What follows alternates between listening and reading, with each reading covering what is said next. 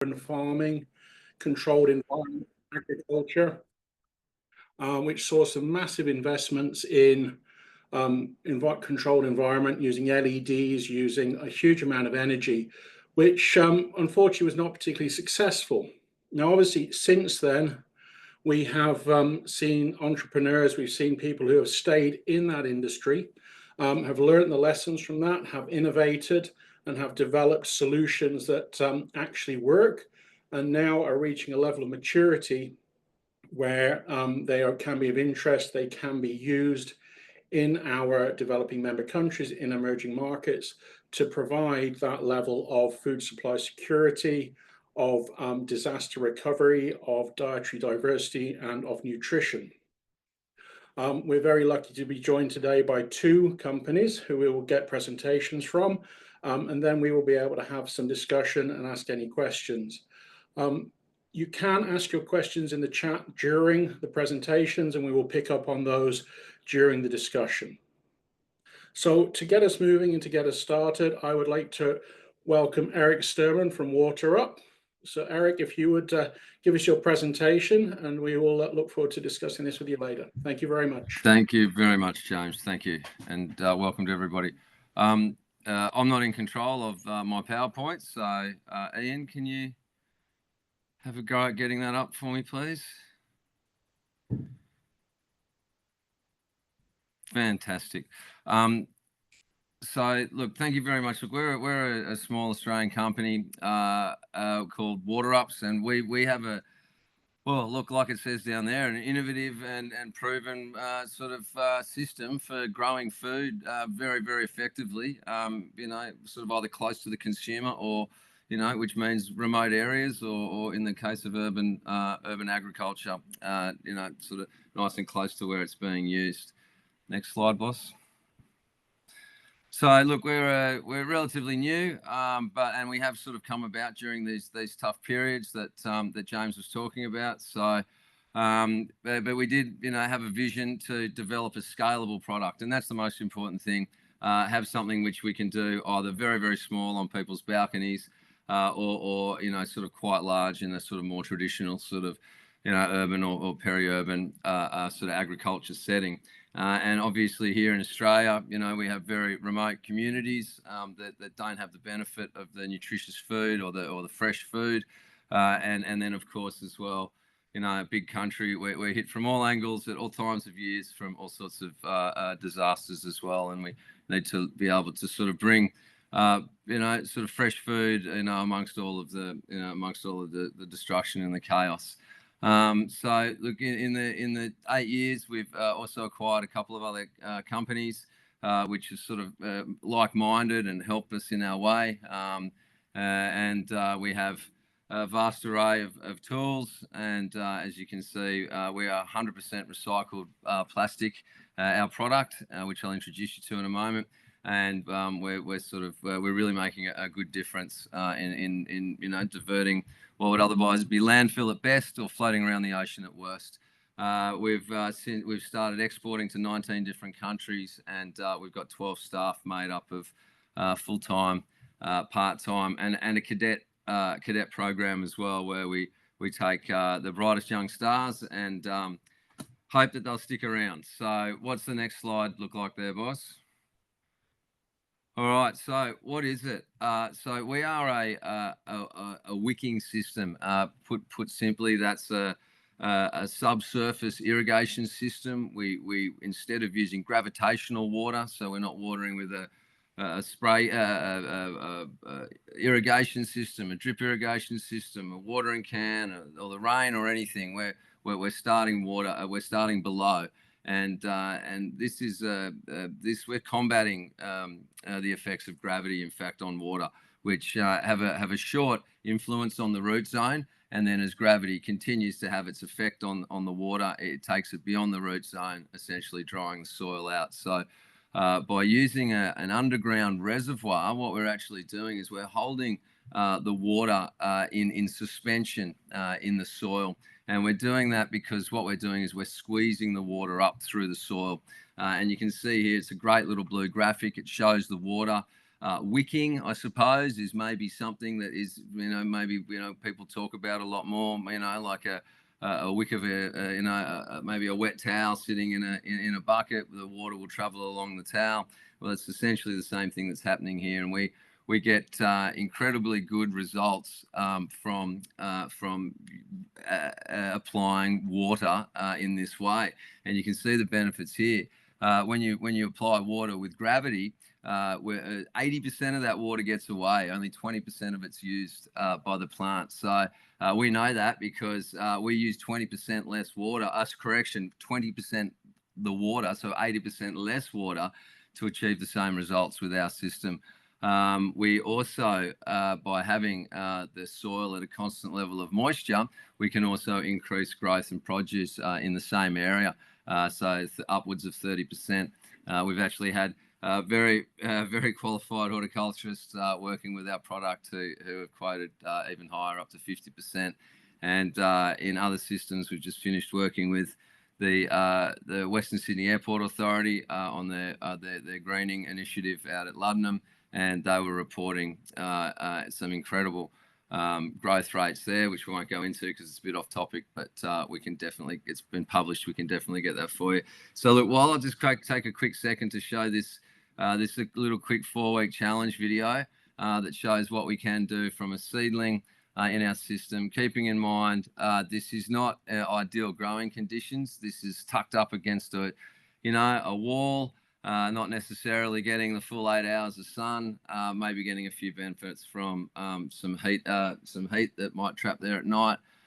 This was done sort of very, very late winter, early spring. So as you can see there, in just 4 weeks, we can take food from food from seedlings all the way up to something edible, and that's giving us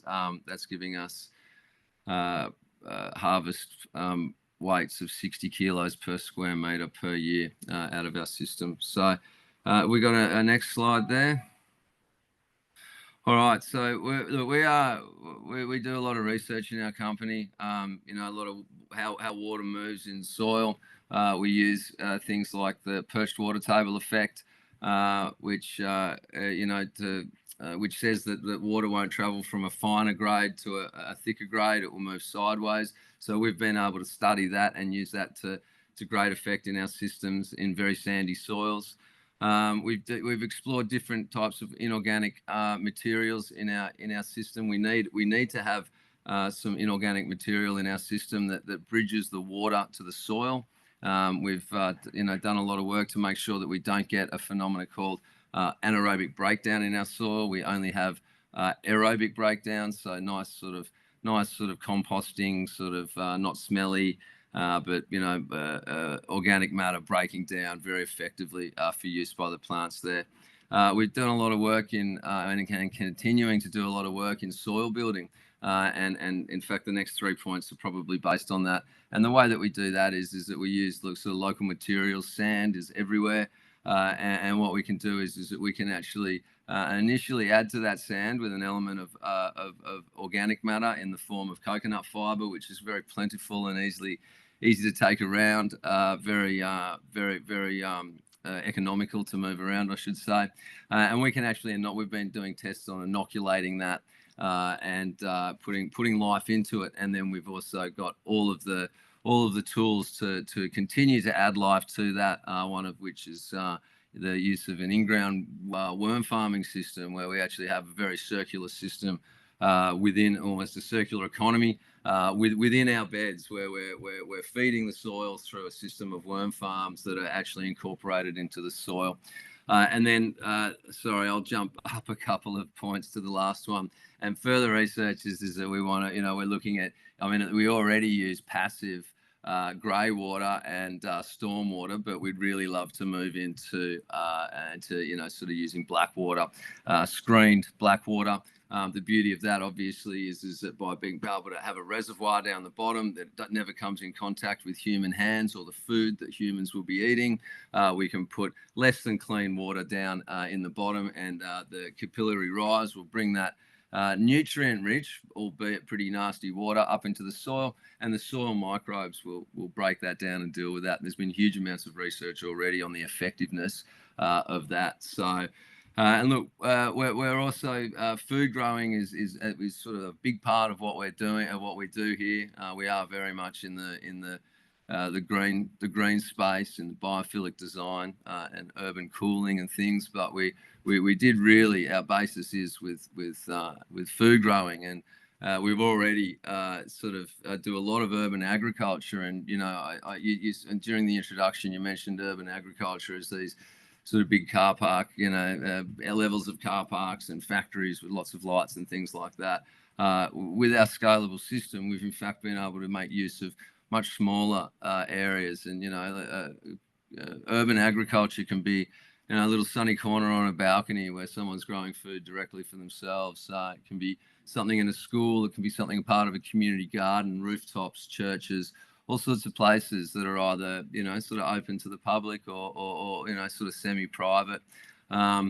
We also have been doing work disaster relief. We trialled that after a devastating bushfire on Kangaroo Island, and we've had great success with that, and we're developing that as one of our tools, obviously using all of the being able to build the local sort of minerals into a living and sort of thriving soil.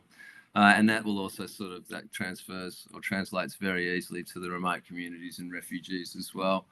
So, look, I mentioned before that not only do we inoculate the soil with the necessary microbes for healthy, strong soil, but then we continue to feed that with the in-ground worm farming. We've also, one part of our business is technology. And, even though we've got this incredible system that relies on zero power, it will work even when the power's out. We get very long watering intervals. So, even at our shortest time, if the power was out for up to a week, our gardens wouldn't know. Or even if the water was out for a week, our gardens wouldn't know. So we hold enough water to keep these gardens hydrated, even in hot times, for up to 2 weeks between fills. But we do want to have an element of information gathering and data gathering, and that comes with the automatic refilling as well. And that can give us some sort of really interesting sort of analysis of what we're looking at, sort of transpiration rates, during the hottest period, so we can sort of plan for when water needs to go in a little bit, sort of a little bit more accurately. So here we go. Here's some lovely examples of the remote locations. Right in the middle is our system in some IBCs that were cut open. That's the liquid transport system. So they get cut in half. Our system gets put in the bottom of it, and we get fantastic remote location food growing, bringing fresh food back to the gardens, back to the island, in 4 weeks. So hence the 4-week challenge. On the left-hand side as well, we have remote locations. There's a little video there. It might go for a little bit long, but that's the one on the right-hand side. Oh, there we go. All right. So look, if you can just go back up, don't worry about these two videos. The one on the left-hand side is we've started working with the Shell oil company on a remote. It's not actually a rig. It's a ship, technically, the biggest in the world. It's 350 kilometres north of Australia, and we took our system out there for mental health reasons, to sort of have a bit of a lovely little place for the workers to go with the fly in, fly out. And since then, the chefs actually started using it as food growing as well, which is fantastic for morale, not only for the chef, but for the people eating it as well. So that's terrific. And then the one on the right-hand side is work that we've been doing in the vertical garden space. So if you want to go to the next slide, boss, that'll sort of wrap that up nicely. So here we go. So we are so wicking. I suppose the disadvantage of wicking is that it uses soil, as much as that is an advantage as well in the health of the plants. But it's quite hard to sort of make that go vertical. Traditionally, hydroponics has always been the solution for vertical growing, but we have since come up now. We've climbed that hill and conquered it, and we now have a nice little wall system, which is in development and trials at the moment, which will allow us to populate things such as shipping containers. Where it may well be a need for that as part of the urban agriculture sort of patchwork that needs to go on. So we've got solutions that we can cover in all areas. So once again, something like this, you could get this going well off site, and these things could be shipped in. Maybe just put on board if it's a week's travel, put them on a week before they're ready to start to be harvested, and they'll turn up all ready to go. They can be growing at sea if that's where it needs to be. We also want to take our electronics division and put it to great use in a system like this, where what we can actually do is what we will be doing is through developing augmented reality, we'll be able to ensure that the most ripest vegetables are picked at the best time, ensuring that there's no waste. Because as soon as we start to really kind of compress things, we want to make sure that we've done all of the numbers and it all works, and then 10% of the crop goes to seed because the chef was busy that day and didn't think to go right to the bottom and harvest the ones that were at their best and ready to go. So that's in the future. That's something that we really are excited about. But that sort of stuff, sort of we must go slowly, and we're sort of understanding things as we go and partnering with people that know more than us, so we can sort of accelerate our journey as well. And I believe that that's probably pretty much at the end. And I'm sure I've gone over time. No, no, it's not too bad at all. So thank you very much for that, Eric. And very interesting, appropriate technology, very low tech as a basic unit, and interesting that you can use that grey and potentially black water. So, very appropriate to some disaster situations, developing situations, and interesting potentially for biodiversity, not growing food crops, but growing bamboo seedlings, growing mangrove seedlings. So thank you very much for that. And we're going to go to sort of the other end of the technology and scale now with a presentation from Lyndall and Orla, who are working in Vietnam. So Lyndall, over to you, please. Thank you, James. And thank you, Eric, for your excellent presentation. Ice, can we please have the next slide? Thank you. So where we are today, well, we've spent 8 years here in Vietnam, and where we are now is operating in the lowlands in the Mekong Delta, and we're growing temperate climates that can normally only be grown in elevated areas like Dalat, the Gainting, Cameron Highlands, for example. We're growing them very successfully down in the Mekong Delta, which of course you'd know the climate difference between those elevated areas, which are a very small scale in these emerging economies. The climate difference is about 10 degrees between Dalat and down in the Mekong. What you see there is about a $20 per meter squared greenhouse. Normally something like this would cost around about $2 million or about $200 per meter squared. We use about 1% of the energy of conventional methods, and about 1% of the energy in chilling and about 3% of the energy in pumping water. We are a larger scale commercial focused technology business, looking mostly at the larger scale agribusiness end. This has taken us about 8 years to develop this technology. And we recently, in the last 12 months, as part of our development bank or government agency support, we've had a lot of audits, independent audits of all of our data. So, we're very happy with where we are now. And the question that I've put there is, how do we define our success?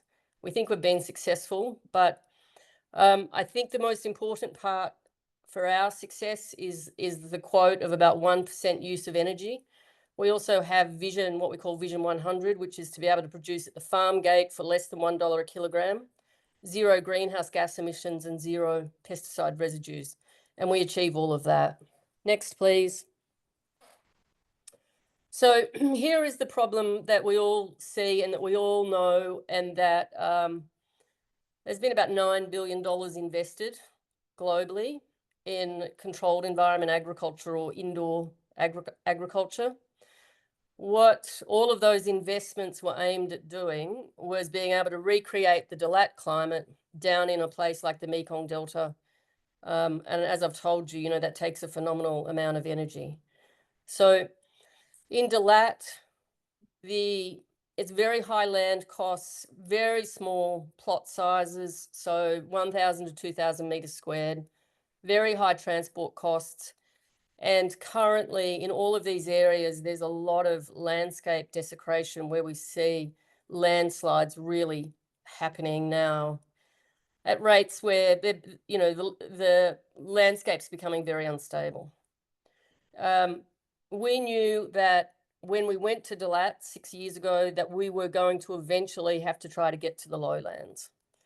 So the Dalat farms for us have really been a proving ground for the most important enabling attribute of the technology, which is that we can have, I'm not sure how many, probably 60, maybe 100,000 grow cycles now, we've never had root disease. We don't use running water, we don't use hydroponics, we use a proprietary substrate, and that allows us to, but the problem with having a solid substrate is then if you've got to move it because you've got disease, it causes you no end of issues. So everything is enabled from that, disease-free media status. When we get down to the Mekong Delta, we have much more water, we have much bigger land sizes, where within 1 hour of transport, on about a 0 degree slope to the supermarkets in Ho Chi Minh City. So our challenge was how to get that level of production that we can see in Dalat, how we can obtain that in the Mekong Delta. Next. Okay, so I'm not actually going to go through all of the technology here because it would really take a long time. But what we have developed, we have a solid substrate. We can chill the root zone. It uses very, very little energy. It's because of the thermal mass of the substrate. So if you're running hydroponics, if you introduce water into a hydroponics tube at, say, 28 degrees or 24 degrees, sorry, around about 5, maybe 10 meters later, it's at 28 degrees. Water has a great thermal capacity, but when it's got a high surface area to volume ratio, that is diminished rapidly, and you're just basically just pumping a mass around the whole time. So we needed to combine the issues of disease-free substrate with a really solid thermal lag, and great design to be able to do that. But what we had to achieve as well is a level, I guess, of electronic control and management that I don't think realistically the industry, well, here in Vietnam has never been seen before, and I'd say in most other countries as well. So, the last, we collect about 500,000 data points per month at the moment from all of our automation and control systems. And that's all aimed at how do we keep that substrate at a certain temperature for a certain period of time and with certain variability. And so it all looks incredible, like, wow, this must be, phenomenally expensive. But remember, we have Vision 100, less than $1 per production cost per kilogram. We use very, very, very little energy. We installed a 32 kilowatt train chiller. We had to install that because we wanted the best for R&D. We're currently about 40 times over capacity on that. Okay, so next. And like I said, so the technology is incredible. We take visitors. I think last year, in the last 6 months of last year, we had 100 international visitors. And you go into this little place in the Mekong Delta, and it's literally, I hate to use the word, but it's poverty all around, and it's rice farming. It's really subsistence living. And you come around, you get off the ferry and you come around the corner, and here is this kind of like spaceship thing. But we wanted to prove that we could grow in the harshest of conditions. And that's not just the climate, that's the education level, the infrastructure, the electricity reliability. This was hard yards all the way. But you can see there on the bottom left-hand side, that's some Rakesfarn temperate green oak leaf lettuce, which is growing in, last year we had up to 42 degrees. That would never grow above 25 in ambient temperature. So then, we have all of those controls. We have a huge amount of data that comes back to us. We then, because we want to design for new iterations for any climate, we do some computational fluid dynamics as well. That all rolls up pretty much into some very sophisticated financial modelling. This is all done by Royal Haskoning because, we value that transparency and independent validation.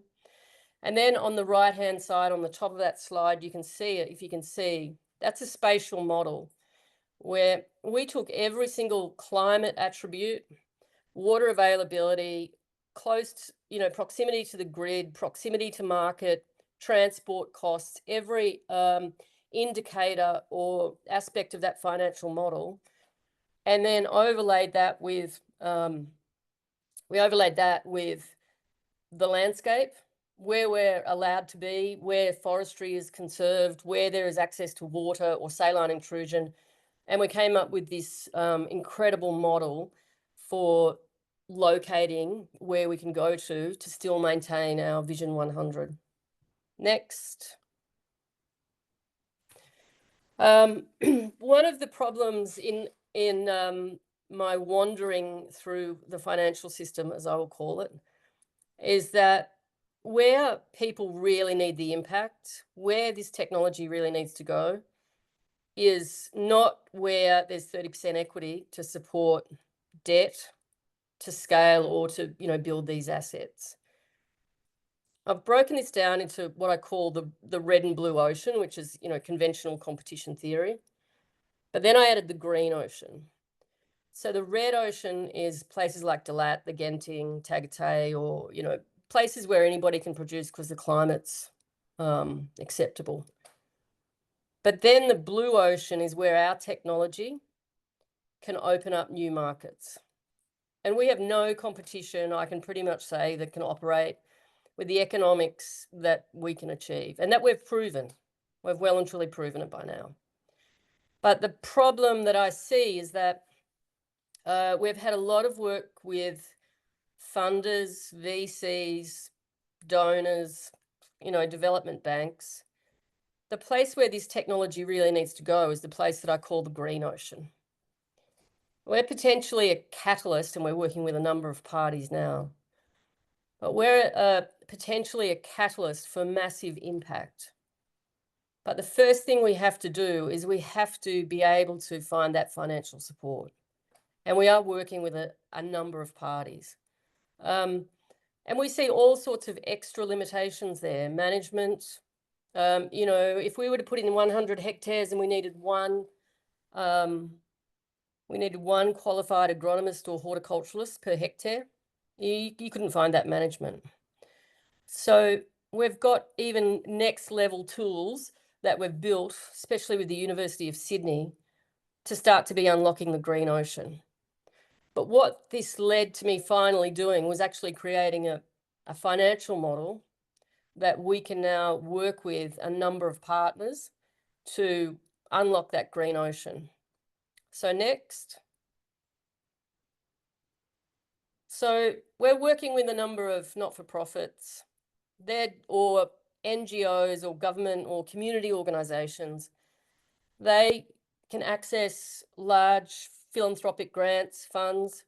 They don't want to give up their status as an NFP, obviously, but they can form a for-profit. And what this allows is for things like donations to come in, equity into for-profit projects. And then we've also developed with our lawyers and a whole bunch of advisors in Australia, even different share classes where we can have, carbon access or rights to a carbon credit, water credits or biodiversity credits stapled to a particular share class. And I think, that's something that's even more powerful One of the reasons I think that there was quite a lot of money burnt, and it's now up to about $9 billion.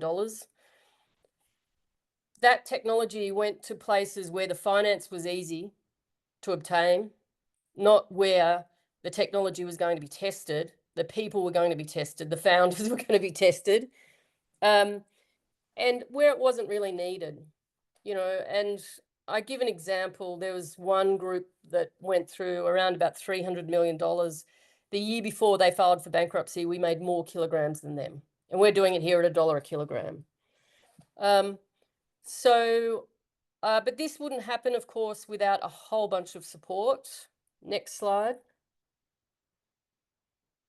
So just to wrap up here, obviously this has been a very long journey. This started 8 years ago for us in Vietnam. 2 years ago, 2 years before that for me in Australia, just working by myself. But you can see there the level of support that we've had from big technology companies, in particular Grundfos, and the banking sector, DFAT, the Australian government, and a whole bunch of others. Okay, back to you. Thanks, James. Right, thanks, Lyndall. So two very different technology approaches, two very different routes to products, to approaches that work. A lot of the challenges that we saw in that urban controlled agriculture boom been addressed. So I'd like to hand over now to Hans Waldring, who has set up this meeting or arranged this webinar for us, just to help put these new developments, put these new approaches in the ADB context, in the emerging areas in the agricultural context. So over to you, Hans. Thanks, James.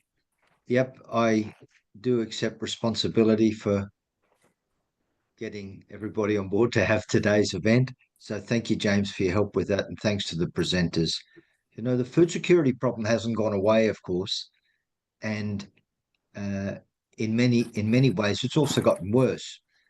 Cost price squeeze has meant that availability is more difficult for many people in our society. Involuntary hunger has been on the increase. The last data I saw from the Philippines was 12% of the population suffering from involuntary hunger, which is a pretty scary number.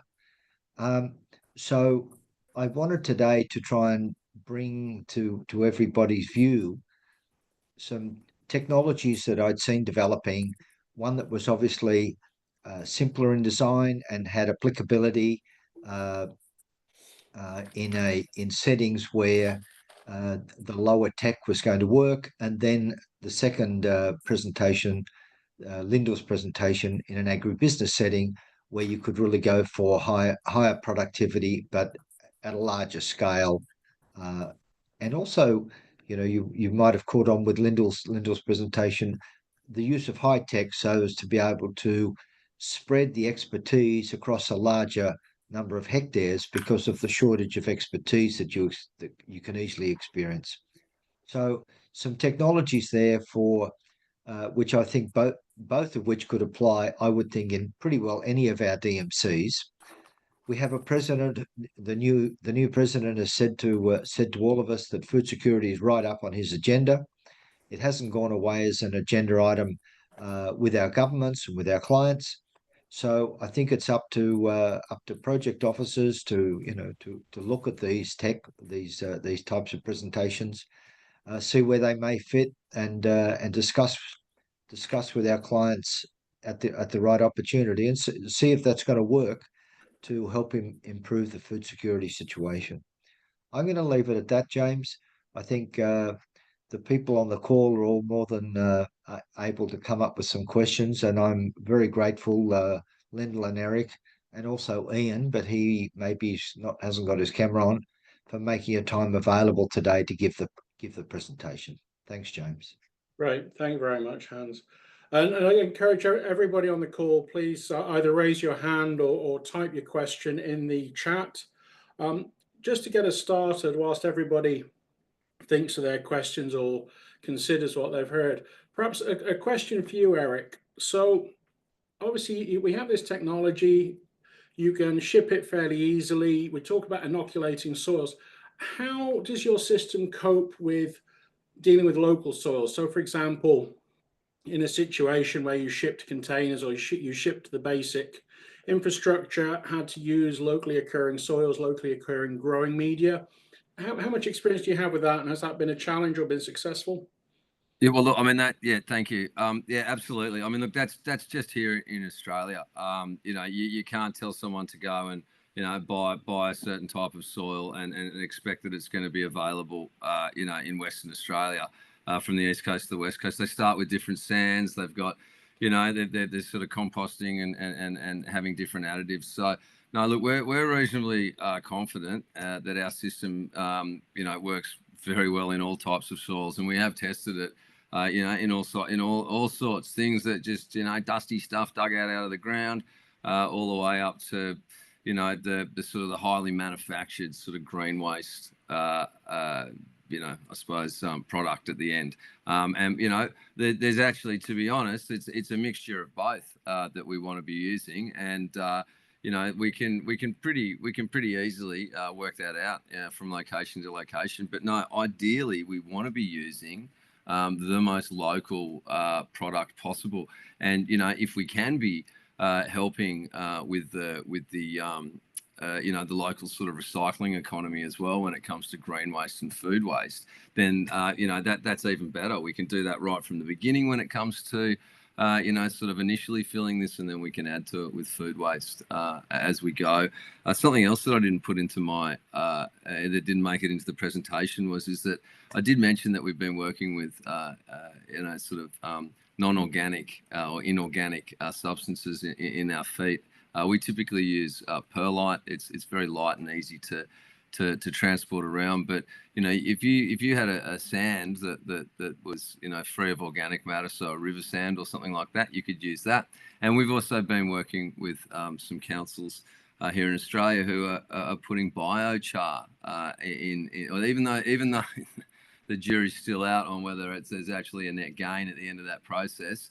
Some people are starting to experiment by using biochar within our system as a very sort of quantifiable carbon contribution. So yes, do you think that answered the question, James? No, I think that's excellent. Thank you very much. And it's just that concept of being able to ship the minimum amount of equipment and it operates successfully at destination. And perhaps next question for you, Lyndall. So with my limited experience of trying to grow lettuce, grow salad crops at low level, we used a massive amount of energy trying to cool an ebb and flow system. So without giving away too much proprietary, can you sort of talk the audience, talk us all through why we need to chill and how you've managed to make it so efficient? Okay, so basically there's two ways. I'll just think about this. Sorry to drop that on you. Yeah, nice one, thanks. Plants suffer from two kinds of stress, abiotic and biotic stress. Now, abiotic is temperature, light, salt, water.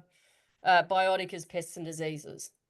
So there are two ways, and of course, stress means yield decline, okay? So if you've got too much stress, you're not going to be commercially viable because your yield, which is your revenue source, will be too low. So the way that just about, I would say, everybody who has ever, and I know actually it is, the way that everybody else has attempted to overcome this problem of controlling plant stress is to actually remove the stressor, okay? So build big glass houses, overpressured, keep the pests out, and then maintain temperature inside the greenhouse. Now, what that really results is us flying huge amounts of vegetable.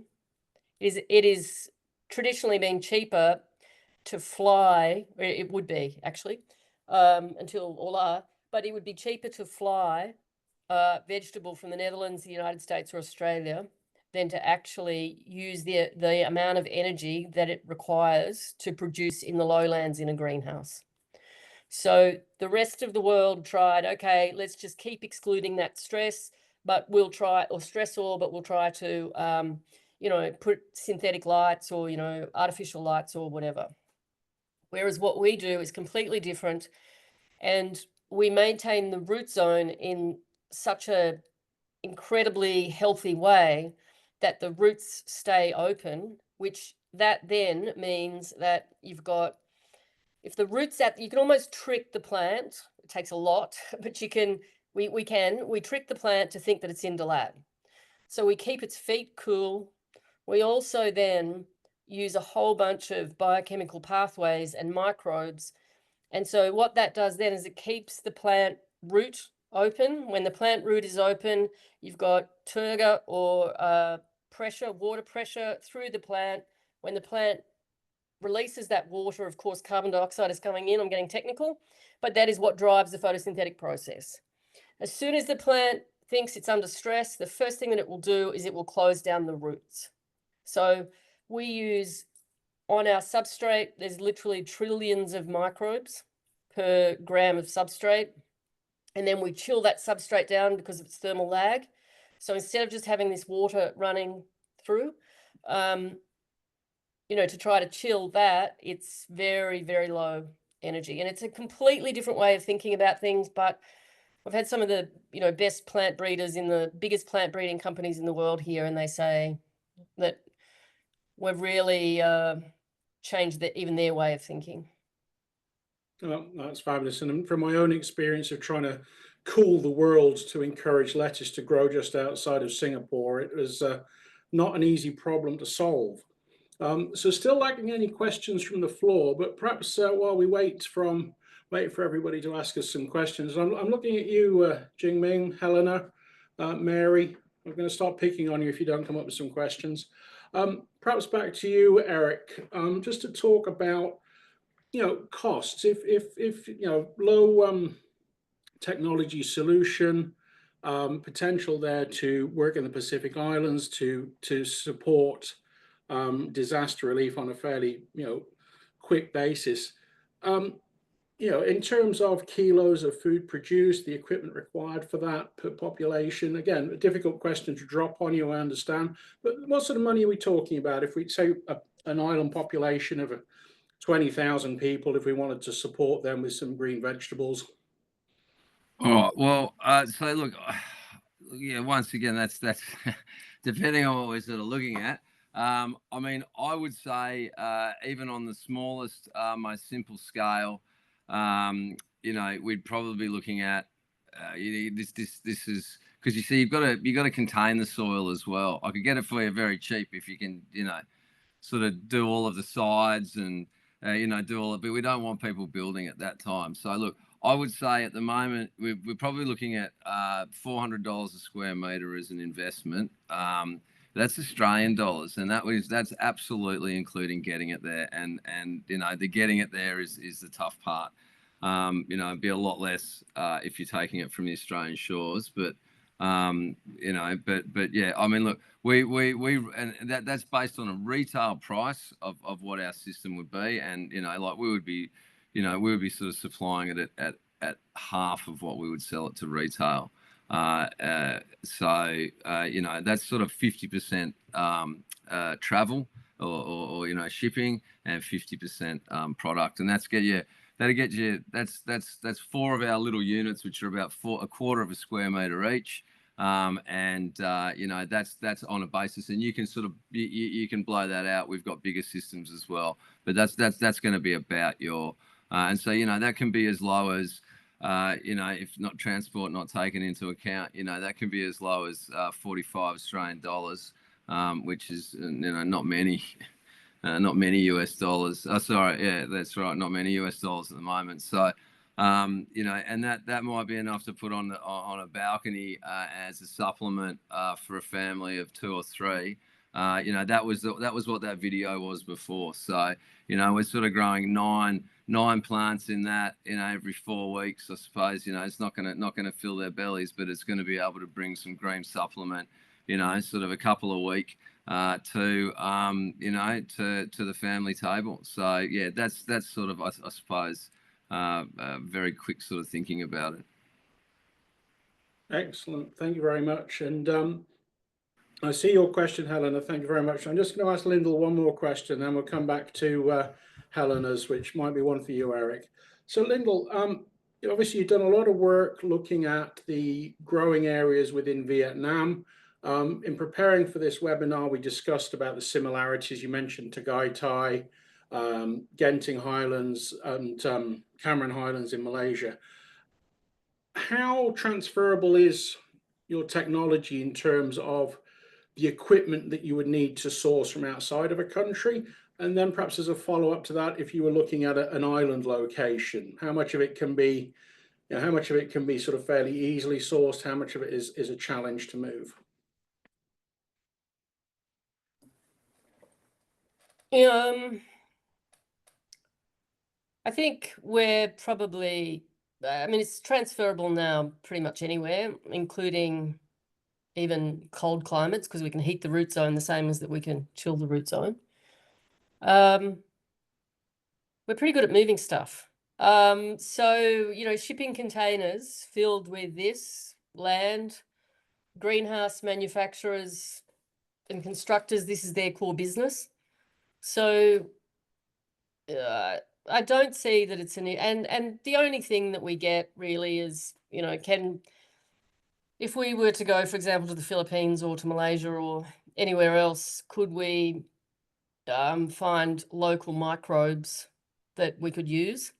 So, and absolutely, yes. We don't want to put a further hurdle in front of us by having to, move biotechnology around the world. So we know all the biochemical pathways and what's doing what and how often, we have to apply to keep colonies growing. So, it's actually pretty, it's not difficult. It's it's a business. So it's just something we have to do. Pretty transferable in terms of the technology package. And everything now is, for example, we have a young lady, she's first year graduate of Cantor University, and she runs pretty much over $1 million US worth of technology in a farm. It's all controlled by the cloud. She comes from a rice growing background. We are achieving stuff that I think we can put anywhere. And we're doing this in the Mekong Delta with a first year graduate from a Vietnamese university. This is pretty robust by now. Excellent. Thank you very much.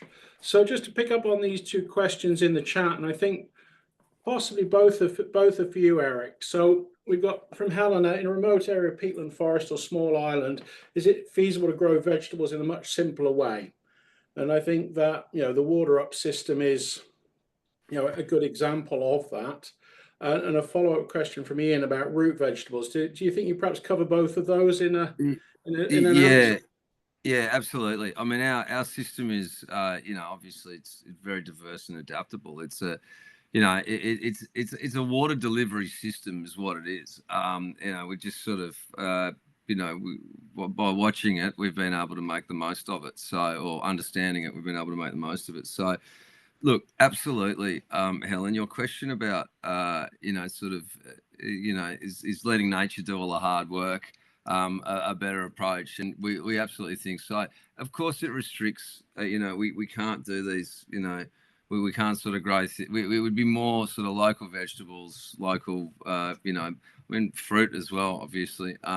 So that's more what we'd be looking at doing, is being able to get these things in there quickly, things that are very adapted to the climate, and being able to grow more on less, and that's 30 to 50% more per square metre, which is the 60 kilos per square metre, and being able to do that a lot closer to home. And it doesn't have to be, like I talked about before, it doesn't have to be everything for the person. It could be a supplementary thing, or absolutely, it could be in everything. And then if it's something like that, we'd be looking, for a family. We sort of say we've got 4 of our big beds that are about 1.3 square meters each, and you know, we tend to think that 4. I've got 8, but you know, four's enough to really, you know, really supplement your diet to the point where you know, it's just sort of staples that you're getting.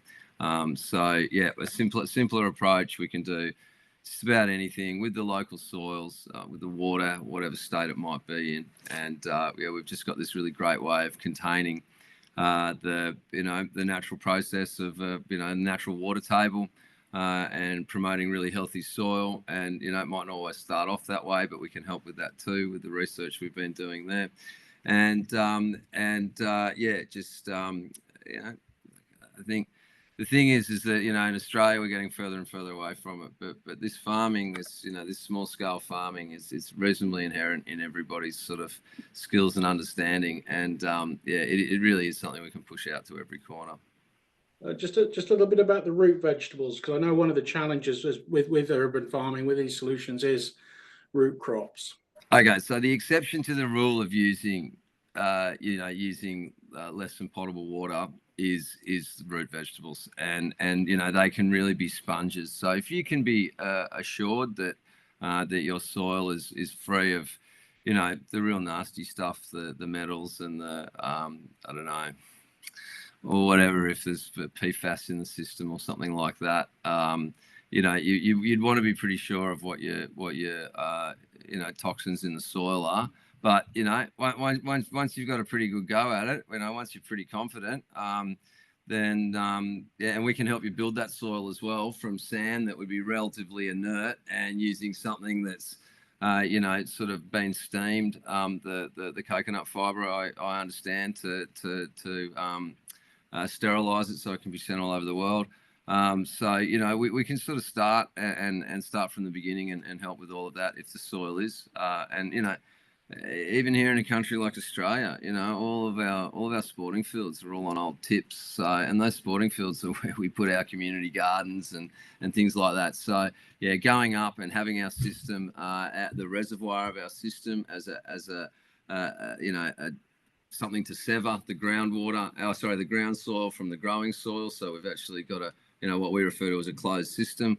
You know, it's a great way of keeping those past use, you know, toxins in the soil at bay. Excellent, thank you. And Lyndall, perhaps one more for you as we get towards the end of our webinar. So obviously, you looked at these challenges of growing sort of temperate salads in essentially tropical conditions, in tropical temperatures. How well does your system perform as we start to look at sort of more local local salad crops, more local vegetables, you know, sort of suit the local tastes? One of the challenges that was leveled at us many years ago is, you know, it's fantastic that you're growing lettuce, but the locals don't eat very much lettuce. How far have you gone down that route? What sort of experiences have you had with that in Vietnam? Well, the first thing is that the locals do eat the lettuce, and that's why Galat is in the state that it's in. So that's one thing. But if we're talking about local yields, we're probably 3 to 4 times what the local yield would be in either conventional, well, probably twice the yield of what the local crops would be in conventional hydroponics, and probably 4 to 5 times what it is in soil. So sort of pak choy and that kind of vegetable. Yeah. It's a very high productivity.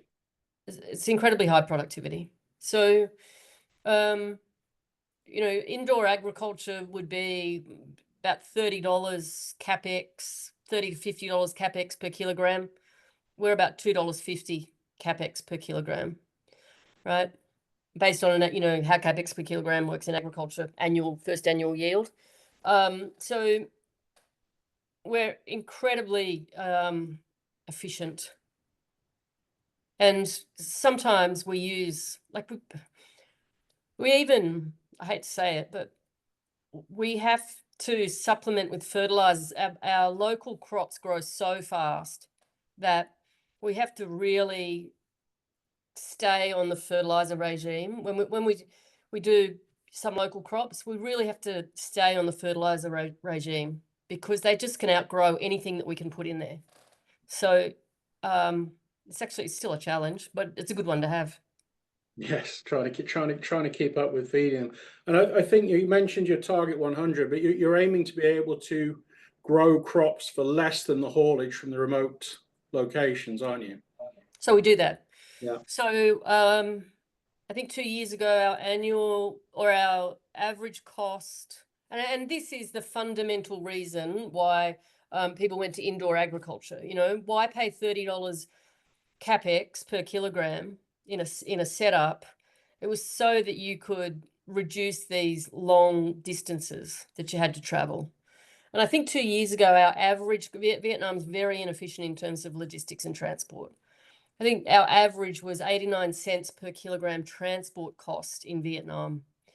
And we're producing in the lowlands 1 hour from Dalat.